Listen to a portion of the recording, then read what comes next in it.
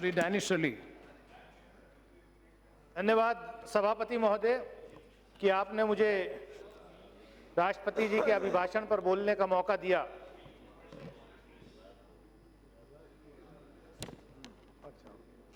राष्ट्रपति के अभिभाषण में महात्मा गांधी जी का नाम कई बार लिया गया और जैसा कि ये सरकार हमेशा करती है कि जितने गलत काम, खराब काम करने हों तो उनको गांधी जी के नाम से जोड़ दें।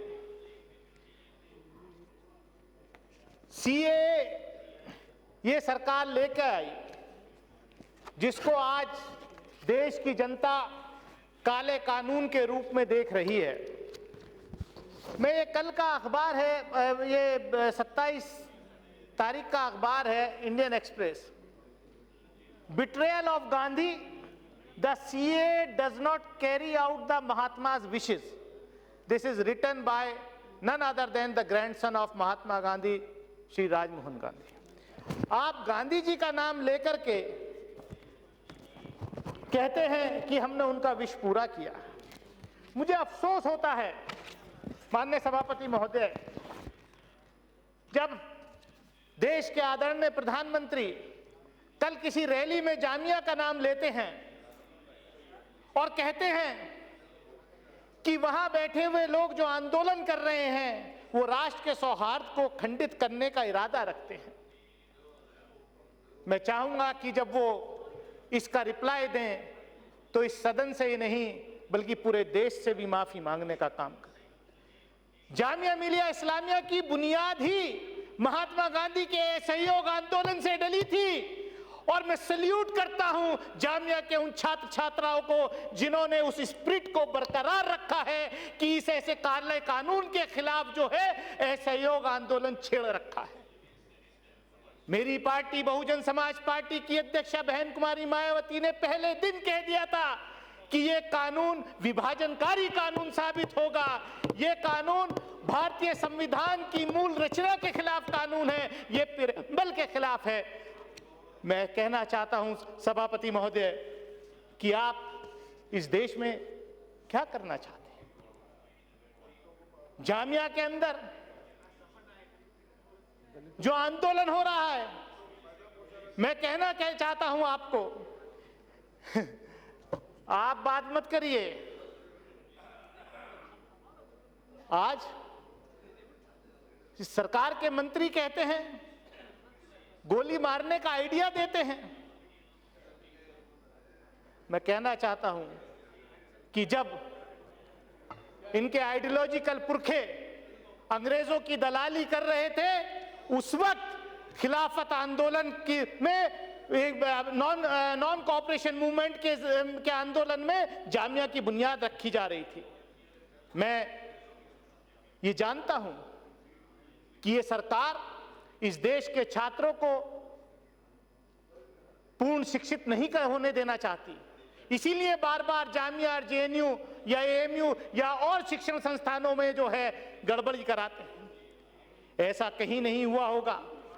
माननीय सभापति जी, दिल्ली के अंदर जिस तरीके से दिल्ली पुलिस ने घुस करके लाइब्रेरी में घुस करके छात्र छात्राओं के साथ दुर्व्यवहार किया है, लाठी चलाई है, उनका उत्पीड़न किया है, शायद दुनिया के किसी भी डेमोक्रेटिक या सिविलाइज्ड कंट्री में ऐसा कभी नहीं हुआ होगा। हम जानते हैं एएमयू के अंदर घुस करके छात्रों की आंखें फोड़ दी जाती हैं। आप अपने बच्चों को तो अच्छे स्कूलों में पढ़ाएंगे, अपने बच्चों को अच्छा टैलेंट देंगे, ऐसा टैलेंट देंगे इस सरकार में बैठे हुए मंत्री कि अगर वो कोई कंपनी खोल ले तो एक साल में कंपनी का टर्नओवर 16,000 गुना भी कर ले। मैं चाहता हूं हर एक जिनकी बात ये करते हैं ऐसा हर नौजवान का टैलेंट होना चाहिए कि वो भी अपनी कंपनी का टर्नओवर 16,000 गुना एक साल में कर ले। मैं बधाई देना चाहता हूं, लेकिन आप अपने बच्चों को तो ऐसा टैलेंट देंगे लेकिन दूसरों के बच्चों के हाथ में तमंचा थमाएंगे, कहेंगे गोली मारो। ये कौन सा कल्चर इस देश में लाना चाहते हैं। माननीय सभापति महोदय, एनपीआर की बात हो रही है इस देश में, मैं एनपीआर की बात हो रही है इस में पूछते हैं कि आप अपने बाप का बर्थ प्लेस और डेट ऑफ बर्थ बताइए, उसमें ऐसा फॉर्मेट आ रहा है जो देखने में आया है। अरे जिस देश में विश्वविद्यालय यूनिवर्सिटीज जो हैं 40 साल पुराना रिकॉर्ड न दे पाए डिग्री और सर्टिफिकेट का, आप ऐसे वंचित समाज के लोगों से, जो लाखों लोग हर साल बाढ़ में पलायन कर जाते हैं, जो ठेला रिक्शा चलाने के लिए हजारों किलोमीटर दूर आ जाते हैं, उनसे आप उनके बाप दादाओं का डेट ऑफ बर्थ पूछेंगे, उनका घर का एड्रेस पूछेंगे? सभापति महोदय, मुझे बड़ा अफसोस हो रहा है, इसी सदन में 2007 में इसी तरफ कहीं खड़े हुए एक सदस्य ने सुबक सुबक के वो रो रहे थे। सोमनाथ दादा यहां इसी चेयर पे बैठे थे और वो सदस्य कह रहे थे कि साहब उत्तर प्रदेश की पुलिस मेरे ऊपर इतना अत्याचार कर रही है, मुझे मुकदमों में फंसा रही है, मुझे गलत मुकदमे में फंसा के जेल भेज रही है। बदकिस्मती से आज वही सदस्य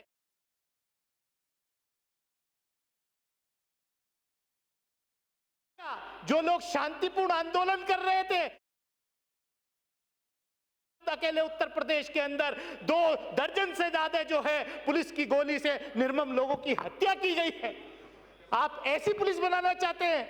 मैं पुलिस सिस्टम उत्तर प्रदेश की पुलिस हो या दिल्ली की पुलिस हो, पुलिस अच्छी होती है, लेकिन उसके जो आका होते हैं, राजनीतिक आका, उसको उनका ऑर्डर मानना पड़ता है। यही दिल्ली पुलिस प्रोफेशनल हो जाती है जब दूसरी सरकार होती है, वही उत्तर प्रदेश की पुलिस बहुत प्रोफेशनल हो जाती है जब बहन कुमारी मायावती उत्तर प्रदेश की मुख्यमंत्री होती है। कहीं कोई परिंदा पर नहीं मानता, लेकिन वही पुलिस, मेरठ के अंदर पुलिस अधिकारी कहता है उन आंदोलनकारियों से जो शांतिपूर्वक आंदोलन कर रहे थे कि जाओ आती है। मैं कहना चाहता हूं ऐसे अधिकारियों से, ऐसी सोच रखने वालों से कि जिनको आप कह रहे हैं पाकिस्तान में जाकर आंदोलन करो, मैं कहना चाहता हूं जब इस मुल्क का बंटवारा हो रहा था तो उनके पुरखों ने मजहब की बुनियाद पे बनने वाले मुल्क को अपना मुल्क नहीं माना था। उनके पुरखों ने जो सेकुलरिज्म में विश्वास रखते हैं, जो महात्मा गांधी को अपना लीडर मानते हैं, जो अंबेडकर को अपना लीडर मानते हैं, जो मौलाना आजाद को अपना लीडर मानते हैं, उन्होंने उनको अपना लीडर माना, इस मिट्टी को अपना वतन माना। उनकी देशभक्ति पर आप सवालिया निशान नहीं लगा सकते।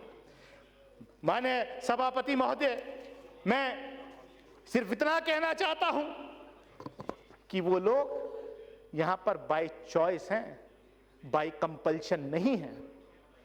उनको चॉइस दी जा रही थी उस वक्त कि आप मजहब के आधार पर बनने वाले मुल्क में रहना पसंद करोगे या सेकुलर मुल्क में रहना पसंद करोगे। तो हमारे पुरखों ने सेकुलर मुल्क में मिली जुली संस्कृति के वाले मुल्क में रहना पसंद किया, एक मजहब के आधार पर बनने वाले मुल्क में रहना पसंद नहीं किया। और मैं कहना चाहता हूं, उत्तर प्रदेश के मुख्यमंत्री कहते हैं कि आजादी के नारे लगेंगे तो देशद्रोह का मुकदमा दर्ज होगा। मैं कहना चाहता हूं, मैं यहां भी आजादी का नारा लगाना चाहता हूं। आजादी चाहिए, भूख से आजादी चाहिए, बेरोजगारी से आजादी चाहिए, सरकार की दमनकारी नीतियों से आजादी चाहिए। मान्यवर, कोई परमानेंट नहीं होता। जो आज साहिबे मसनद हैं कल नहीं होंगे, चौकीदार हैं, कोई ज्यादा मकान थोड़ी है। ऐसा नहीं है कि आप परमानेंट आए हैं, आपको तो इनको तो इनका भी हिस्ट्री नहीं मालूम। माननीय सभापति महोदय, इनको तो इनकी भी, ये अपने नेताओं की हिस्ट्री भी नहीं जानते। अभी पिछले दिनों चर्चा हो रही थी, आजकल जितने आंदोलन देश, मैं 2 मिनट में अपनी बात खत्म करूंगा, आज जितने आंदोलन देश भर में हो रहे हैं वहां पर एक क्रांतिकारी नज़म पढ़ी जाती है। स्वर्गीय अटल बिहारी वाजपेयी, जिन शायर ने वो नज़म लिखी थी, उनके बहुत बड़े फैन थे फैज अहमद फैज के। हम देखेंगे लाजिम है कि हम भी देखेंगे वो दिन जिसका वादा है, वो लोहे अज़ल में लिखा है जब जुल्म सितम के कोहे गारा रुई की तरह उड़ जाएंगे हम महकूमों के पांव तले, ये धरती धड़ धड़ धड़केगी और अहले हकम के सर ऊपर जब बिजली कड़कड़ कड़केगी।